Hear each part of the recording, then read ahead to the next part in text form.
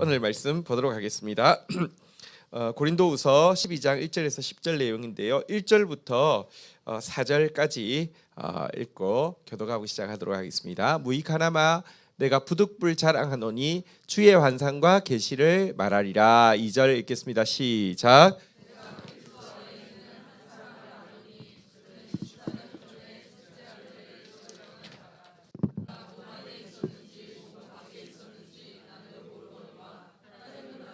삼절 내가 이런 사람을 아노니 그가 몸 안에 있었는지 몸 밖에 있었는지 나는 모르거니와 하나님은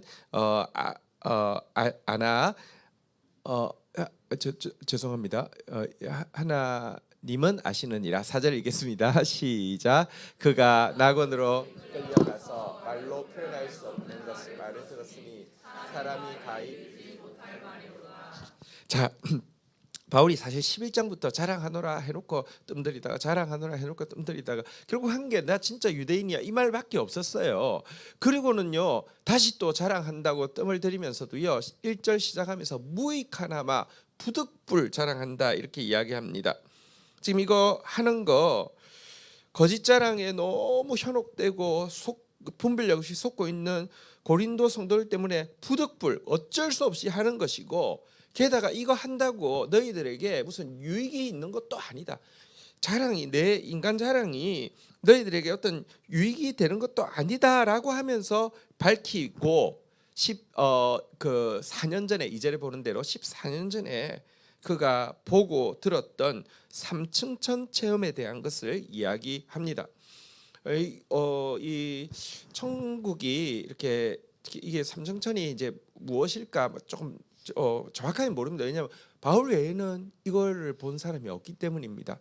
그래서 뭐 천국이 3층으로 돼 있는지 아니면 그러니까 3이라는 게 완전수니까 가장 완전한 이렇게 천국의 모습을 보았다는 것인지 잘은 알 수 없지만 어쨌든 너무 특별한 경험을 하게 되었는데요. 4절에 보니까 낙원으로 이끌려간 그는요 사람의 말로 다 표현할 수 없는 것, 또 사람의 입으로 다 말하는 것이 허용되지도 않은 놀라운 일을 듣게 되었다라고 이야기합니다. 여러분 사실 너무 놀라운 거 보여주면 다 이야기하라고 할 것 같지 않습니까? 조금만 일이 있어도 다 막 떠벌리라고, 교회 뭐 누가 방언 한 사람만 받아도 막 온 교인들이 다 알아야 되고 그걸 딴 지역에 가서 다 전파하라고 이야기하는데, 이거는 여러분 다니엘도 보면요 너무 높은 것을 보고 나서는 이건 쓰지도 말고 그러니까 써대 그러니까 너가 알되 봉해두고 아무도 모르게 하라고 돼 있습니다. 어쨌든 사람들이 말해서도 안 되고 사실은 말하는 게 허용도 되지 않는 일이다라고 이야기를 하고 있는데요. 그런데 어쨌거나 삼층천 체험 대단한 것인데 이 환상에 대해서 말하면서요 진짜 주의하고 있는 것을 보게 됩니다. 2절 3절에 보면요 이 삼층천 체험을 체험한 사람에 대해서 내가 그리스도 안에서 한 사람을 아노니 그는, 여러분 한 사람 그는 그 누굽니까? 자기인데요. 한 사람 그는 하면서 계속 3인칭을 쓰고 있습니다. 자기 아닌 것처럼 쓰고 있습니다. 유념해서 안 들은 사람은 남 이야기하는 줄 알았을 거예요. 게다가 이 삼층천 체험 내용을요 딱 3절밖에 이야기 안 해요. 근데 3절 중에서 2절이요 핵심은 뭐냐고 하면 그가 몸 안에 있었는지 몸 밖에 있었는지 나는 모르거니와 하나님은 아시느니라. 3절 한번 볼까요? 그가 몸 안에 있었는지 몸 밖에 있었는지 나는 모르거니와 하나님은 아시느니라. 무슨 말입니까? 진짜 자기가 몸으로 이끌려 가서 천국에 들어가서 본 것인지 아니면 그러니까 그냥 어떤 영이 끌려서 천국 가신 것인데, 이거는 정확하게는 내가 모르겠다라고 이야기하는데 2절을 할애하고 있습니다. 보십시오. 겨우 3절에 2절은 정확하게 이렇게 어떤 상태에서 본 건지 모른다. 게다가 계속 그는 한 사람은 이렇게 이야기하고 끝났습니다. 아니 사람들은요 이게 자랑인지도 몰랐을 것이고요 자랑이 끝난지도 몰랐을 거예요. 시작도 한 줄도 몰랐을 거예요. 이게 다예요. 여러분 11, 12절 2장에서 계속 뜸들이다가 한 자랑, 이게 다예요. 여러분 한번 생각해 보십시오. 바울이 본 거 진짜 놀라운 것이게 성경 저자 중에 기자 중에서는 유일한 것이기에 책 한 권을 써도 부족할 내용 아닙니까? 게다가 과장이 아니고 진실이기에 아무리 자랑해도 부끄럽지 않은 것 아닙니까? 근데 왜 이렇게까지 극도로 조심을 할까요? 5절 6절에 이유가 나와 있습니다. 교독을 하겠습니다. 내가 이런 사람을 위하여 자랑하겠으나 나를 위하여는 약한 것들 위에는 자랑하지 아니하리라. 6절 읽겠습니다. 시작. 내가 만일 자랑하고자 하여도 어리석은 자가 되지 아니할 것은 내가 참말을 함이라. 그러나 누가 나를 보는 바와 내가 듣는 바에 지나치게 생각할까 두려워하여 그만두노라. 여러분, 이유가 우리가 읽었던 6절에 나와 있죠. 자기 체험에 대해서 이게 진실을 이야기하는 것이기는 하지만 이 체험을 들은 사람이 바울에 대해서 너무 높게 평가할까 봐서 그렇게 되면 그 사람에게 해가 되고 자기에게도 해가 되기 때문에 이러고 넘어간다라고 이야기를 하고 있습니다. 여기 보면 바울이 한 가지 이렇게까지 조심하는 이유를 알게 되는데요. 자기 자신과 자기가 보고 들은 환상과 계시를 정확하게 분리를 시키고 있음을 보게 됩니다. 자기가 받은 환상과 계시는 진짜 소중한 것이고 자랑할 만한 것이라는 것을 모르는 바가 아니지만 그렇다고 그것이 자기 자신은 아니라는 것을 알고 있었다는 것입니다. 받았다 해도 내가 아니라 내 안에 담겨 있는 것이고 나는 여전히 약한 것 외에는 내세울 것이 없는 존재라는 사실을 분명히 하고 있는 것입니다. 이게 어떤 느낌인지 제가 조금은 알 수 있습니다. 제가 하나님께 받아서 이렇게 진리에 대해서 쓸 때 제가 쓰면서 스스로 막 감탄을 할 때가 있습니다. 어떻게 이렇게 잘 쓰지? 또 설교를 할 때도요. 사실은요. 제가 이렇게 설교자들이 많이 있지만 깊은 진리에 대해서 이야기하기 시작하면 저만큼 잘하기가 좀 쉽지는 않습니다. 잘 모르시죠? 근데 제가 하면서도요. 이거 어떻게 이런 말을 하지? 이럴 때가 있어요. 그런데 제가 이런 경험들이 쌓이면서 알게 된 것은요. 내가 쓴 글, 내가 한 말, 내가 아닙니다. 그거 하고 나서요. 낙담할 때도 있고 범죄할 때도 있고요. 얼토당토 않게 무지한 일을 행할 때도 있어요. 내가 아니에요. 나한테 하나님이 담아 주신 것이지 내가 아니라는 사실입니다. 이 상태를요. 바울은 너무 잘 알기 때문에 앞에서도 고린도후서 4장 7절에 보면요. 우리가 이 보배를 고린도후서 4장 7절 질그릇에 가졌으니 이는 심히 큰 능력은 하나님께 있고 우리에게 있지 아니함을 알게 하려 함이라. 그러니까 나는 질그릇이고 여전히 그 환상과 계시를 받아도 여전히 질그릇이고 내 안에 담겨 있는 게 보배더라는 것입니다. 여러분, 질그릇이 보배를 담게 되었다고 하면 그거 자랑할 만한 일입니까? 예, 자랑할 만한 일입니다. 영광스러운 일입니까? 엄청나게 영광스러운 일입니다. 그래서요, 먼지도 더 자주 털어야 되고요. 오물이라도 묻었다 치면 더 철저하게 세척을 해야 돼요. 질그릇이 뭡니까? 여러분, 질그릇은요 도자기가 아닙니다. 도자기는 그래도 밖에다 유약을 칠해서 구웠기 때문에 이런 김치 같은 거 담아도 씻어내면 냄새도 안 배고 색깔도 안 배지만 질그릇은요 김치 담으면요 냄새도 계속 김치 냄새 나요. 색깔도 불그레져요.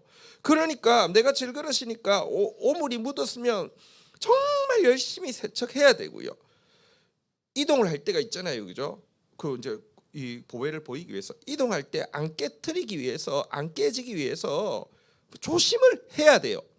하지만 여러분 그렇게 자주 털고 그렇게 자주 씻고 그렇게 조심해서 움직이지만 질그릇이 보배는 아니에요.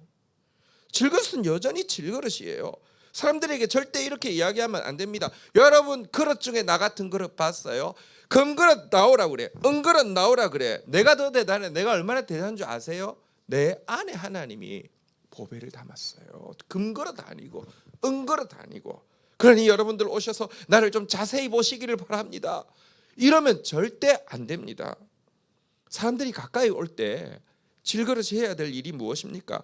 자기를 활짝 열어젖혀서 가능하면 자기가 하나도 보이지 않도록 하고 자기 속에 있는 보배만 고스란히 드러나게 하는 것이 자기가 해야 될 일이라는 것입니다.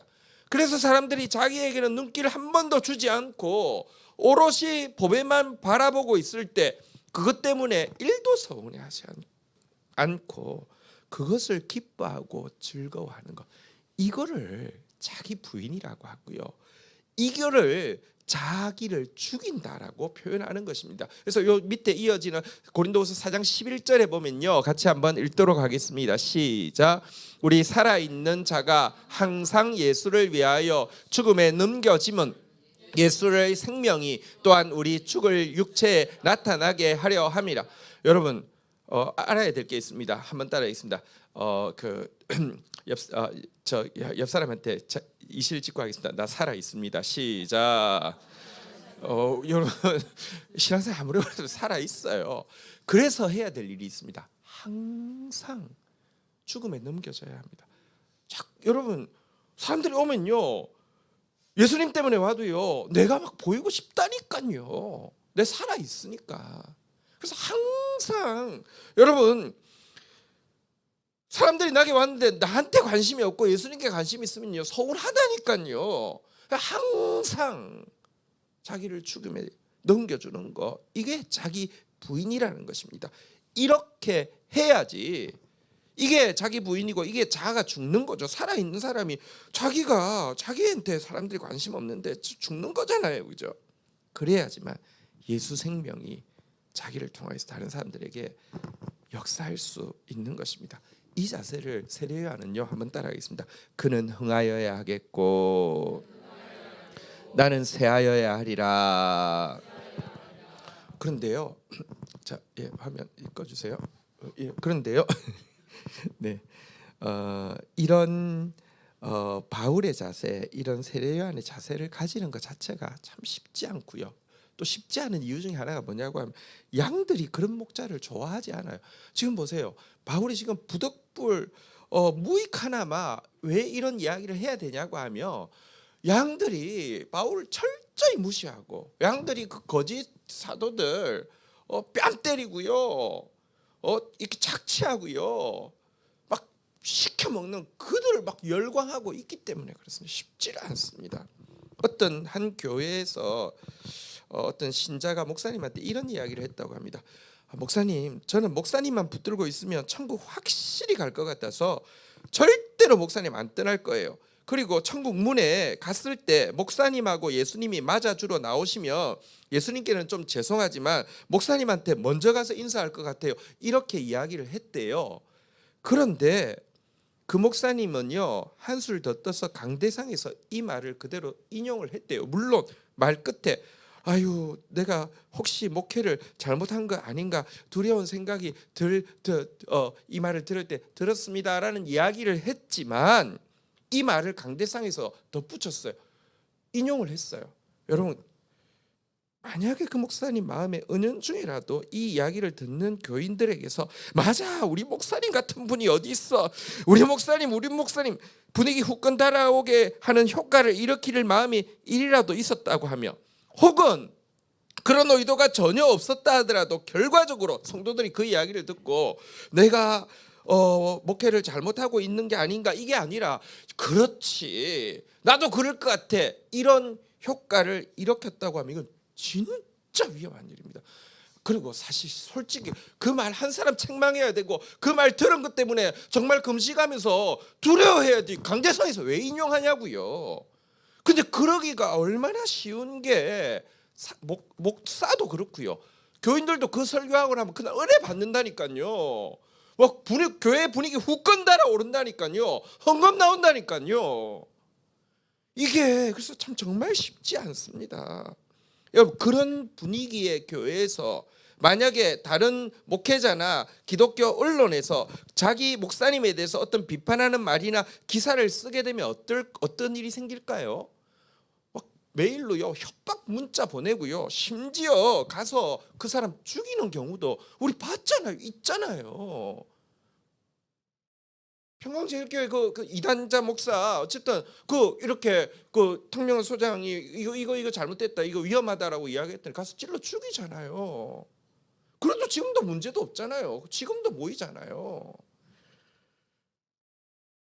왜? 자기들은 그리스도를 위해서 핍박받고 순교받는다고 생각하면서 감옥 가는 거를요 한다니까요. 얼마나 위험한지 모릅니다. 근데 물론 바울은 처음부터 이런 체험을 하고도 자기가 질그릇이라는 사실을 알고 조심하고 이랬을까요? 그게 아닙니다. 자기 부인이나 자기 자랑을 내려놓는 것은 누구에게나 쉬운 일이 아닙니다. 자동으로 되는 일이 아닙니다. 이것은 고난 없이는요 절대로 되는 일이 아닙니다. 그래서 하나님께서요 이어지는 7절부터 한번 볼까요? 이 체험을 한 이후에 어떤 일이 일어났습니까? 7절 8절 교독하겠습니다. 여러 계시를 받은 것이 지극히 크므로 너무 자만하지 않게 하시려고 내 육체에 가시 곧 사단의 사자를 주셨으니 이는 나를 쳐서 너무 자만하지 않게 하려 하심이라. 8절 읽겠습니다. 시작. 이것이 내게서 떠나가게 하기 위하여 내가 3번 죽게 간구하였더니, 하나님께서 이 체험 이후에 육체적인 질병을 앓게 하셨습니다.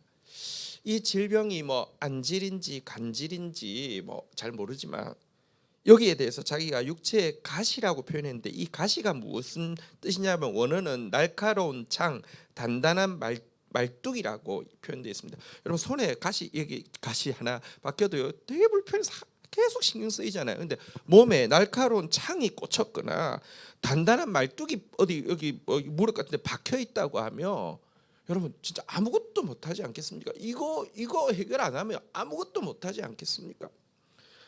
바울 입장에서는 이것을 육체의 가시라고만 표현한 게 아니라 사탄의 사자라고까지도 표현했습니다. 왜냐고 하면 이것 때문에 사역에 너무 불편하니까요. 너무 큰 방해가 되니까요. 여러분 그런 설교하고 또 이렇게 글을 쓰고 하는데 눈이 막 안질이 너무 심하면, 저도 요즘 막 눈이 좀 침침해서 사실 원고 잘 안 보이기도 하고요.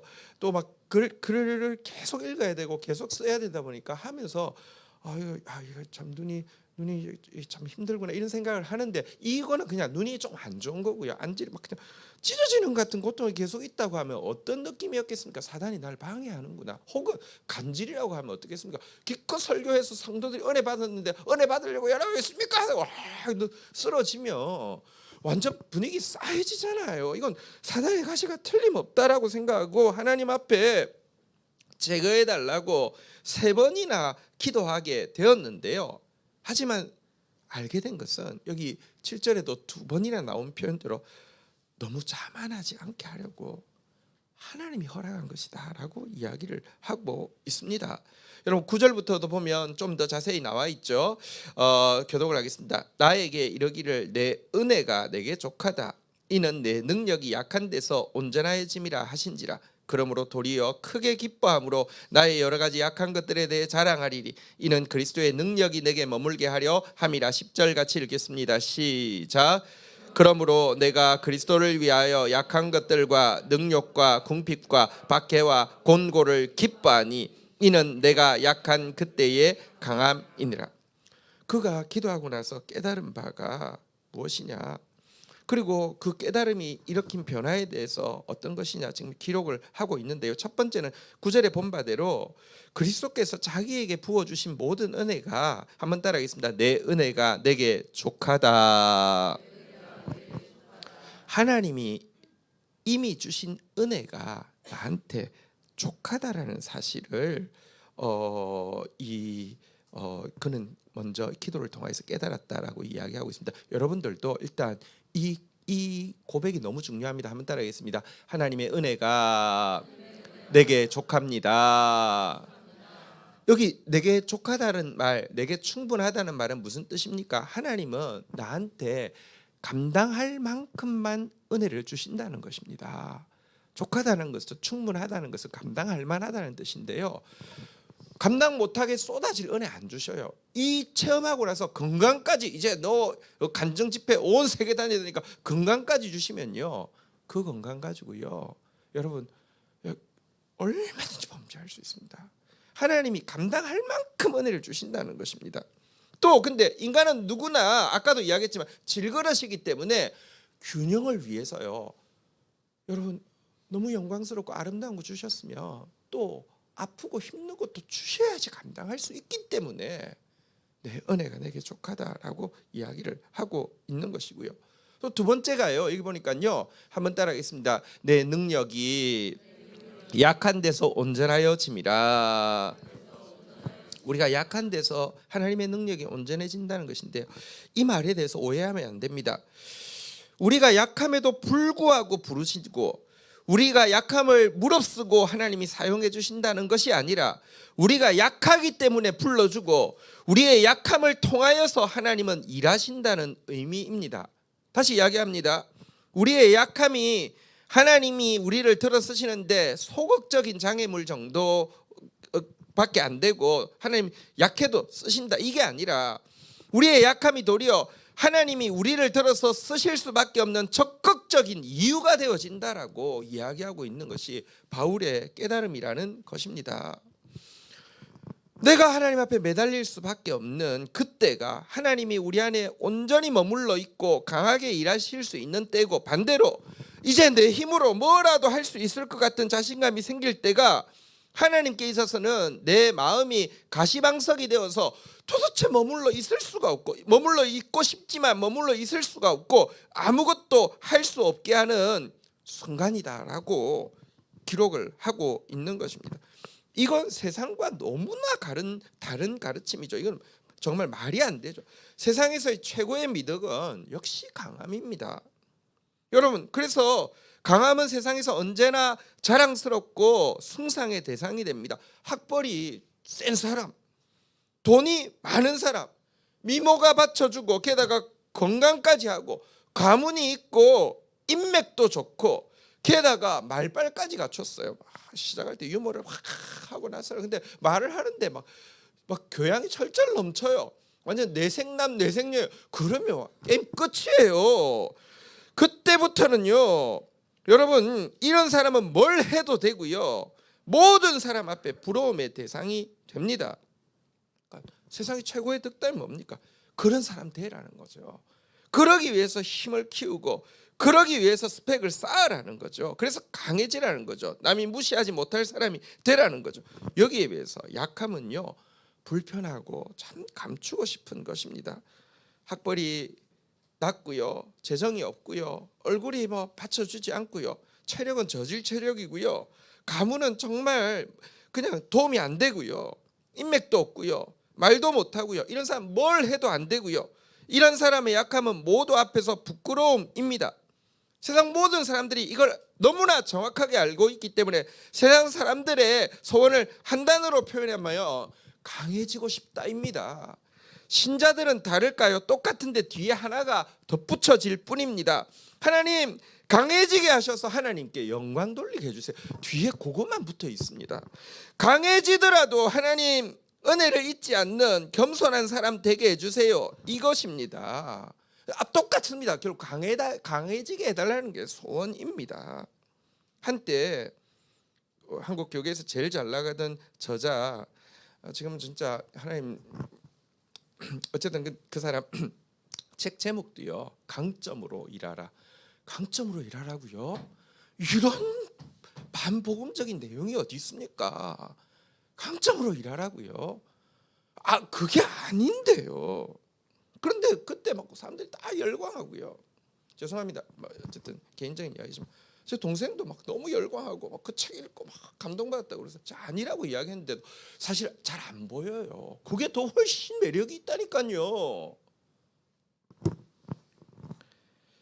여러분 이런 사람들 들어서 하나님께서 제일 크게 일하실 것 같으면 바울이야말로 그럴 만한 적임자 아닙니까? 여러분 바울 그렇게 스펙 좋은 데다가 극적인 회심의 스토리까지 있는 데다가 게다가 아무도 체험하지 못한 넘사벽 체험 3층정 체험까지 했으며 그때부터 하나님이 한테 남은 일은 뭡니까? 매니저 역할 하면서요 영광 받고 본전 뽑고 나의 BTS 나의 블랙핑크 사도 바울 완전 이제 막 성공할 일만 남았잖아요. 그런데요, 여러분 거의 아무것도 못하도록 말뚝을 박아놓고 창을 꽂아놓고 하나님 왜 그러셨을까요? 하나님은요, 우리가 약하기 때문에 일할 수 있다니까요. 약함에도 불구하고 일하는 게 아니라, 아니면 내가 나온다니까요. 이 사실을 알고 나니까 바울은요, 자기의 약함, 가난, 박해, 시련들에 대해서 자랑하고, 어제 내용 봤잖아요. 그 간증하면 할수록 더 떨어진다니까 사람들. 아, 저러니까 가짜지. 근데 그것만 이야기하고 끝났잖아요. 그리고 그랬기 때문에 이스라엘의 왕 사울, 이름 똑같은데요, 사울의 길에 되돌아가지 않을 수 있었던 거 기억해야 합니다. 여러분, 사울 왕 성경에 보면요, 준수한 소년이라 이스라엘 중에 그보다 더 준수한 자가 없고 키는 모든 백성보다 어깨 위만큼 더 컸더라. 와, 괜찮았어요. 그런데도 그가 어느 지파 출신이냐고 하면요, 베냐민 지파 출신입니다. 그를 세우시겠다고 할 때 그가 바로 한 말이 무엇입니까? 나는 이스라엘 지파의 가장 작은 베냐민 사람이 아니니까, 나의 가족은 베냐민 지파 모든 가족 중에 가장 미약하지 아니하나이까. 왜 그렇습니까? 여러분, 사사시대 끝에 무슨 일이 있었습니까? 베냐민 지파가 도륙당한 일이 있었어요. 600명밖에 안 남았었어요. 뭐 이 간음 사건, 이렇게 뭐 강간 사건이 있어가지고 뭐 도륙당했어요. 지파 중에서요, 제일 약하고 제일 이거 정말 다 죽이려고 그랬어요. 근데 하나님 긍휼로 겨우 남겨놨어요. 그런 데서 첫 왕이 나오게 하시는 하나님의 마음을 아십니까? 네가 그렇게 당했고 네가 그 못난 거 아니까 너는 약한 사람 마음 이해하겠지. 너는 그래서 정의를 행하겠지. 너를 통해서 내가 사랑과 정의를 이루고 싶고 치유와 화해를 이루고 싶어. 이게 하나님의 마음이었어요. 처음에는 그러했어요. 그런데 약함이 강함보다 더 크게 보였던 사울이요, 왕이 되고 나니까 이제 약함은 오간데 없고 강함밖에 없다가 하나님이 뭐라고 했습니까? 왕이 스스로 작게 여길 때는 이스라엘 지파의 머리가 되지 아니하였나이까. 그러나 형제들 앞에서 자기를 높이니까 여호와께서 왕을 버려 이스라엘 왕이 되지 못하게 하셨나이다. 이렇게 이야기하고 있지 않습니까? 바울은 근데 다행히도 여러분 갈수록 더 약해지고 갈수록 더 약함을 자랑하는 사람이 되었다는 것입니다. 하나님께서 약함을 왜 기뻐하실까요? 약하면요, 하나님을 가까이 하게 되고 말씀을 가까이 하게 되는데요, 강해지면요 거울을 가까이 하게 되고요. 거울에는 누가 보입니까? 자기가 보이죠. 어떤 사람 가까이 할까요? 자기 말 맞다고 이야기해 주는 사람만 가까이 하게 됩니다. 그럼 망가집니다. 또 하나님께서 약함을 기뻐하신다는 이유가 뭘까요? 하나님 왜 약함을 기뻐할까요? 우리에 비해서 상대적 우월감을 느끼고 싶어서입니까? 우리를 항상 좀 뭐랄까요, 이렇게 무능한 자리에 두고 싶어서입니까? 불안해가지고요? 그게 아닙니다. 부모는 왜 갓난장이를 기뻐할까요? 부모 왜 갓난장이를 기뻐하죠? 자녀니까. 여러분, 이거 그리고 연약한 그때 사랑을 많이 받은 자녀가, 연약함에도 불구하고 사랑을 많이 받은 자녀가 꼭 자라면 그 부모와 같은 사람 될 수 있기 때문에. 제가 초등학교 때 있었던 일이 한 가지 갑자기 기억이 났는데, 이제서야 우리 선생님의 깊으신 뜻이 생각이 나요. 초등학교 5학년 때인가인데 우리 때 뭐 가난하기도 했지만 그래도 막 그 정도는 아닌데, 한 친구가 구두닦이를 하고 있었는데 그 친구의 감명이 퍼져가지고 우리 반에 한 열 몇 명이 굴닦기를 하고 있었어요. 근데 저기 뭐 그때 뭐 일기장 발표하는 시간에 애 하나가 뭐 이제 새로 굴닦기 시작한 거 막 이렇게 이야기해서 뭐 제 어린 마음에 감동을 받았어요. 나도 굴닦기 해야 되지 않나 이런 생각하고 있었는데 선생님이 그러는 거야. 자, 저기 새로 굴닦기 한 친구들 누구야 하면 손들어봐야 널 칭찬받을 줄 알고 애들이 다 손들었어요. 열 몇 명 손들었어요. 불러가지고 엄청 야단쳤어요. 나는 왜 저렇게 착한 아이를 야단칠까 생각했어요. 근데 생각해 보세요. 어릴 때 부모 이한답시고 굴닦기부터 먼저 할 게 아니라 부모 사랑부터 받아야지 되지. 굴닦기 하다가 공부 안 하고 굴닦기 하다가 이상한 사람 만나면 큰일 난다니까요. 하나님 마음이 그 마음이라니까요. 약함을 자랑한다는 것은 자녀됨을 기뻐한다는 뜻이고, 약함을 자랑한다는 것은 우리 하나님이 우리 하나님이 너무 좋은 아버지라는 걸 자랑하는 것이고요. 약함을 자랑하다 보면 그의 사랑과 정의와 공의를 알아가게 되고 그래야지만 제대로 주님을 보여주는 사람이 된다는 것입니다. 우리 자리에서 한번 일어서셔서요. 우리 같이 한번 찬양하고 기도하는 시간 가지도록 하겠습니다.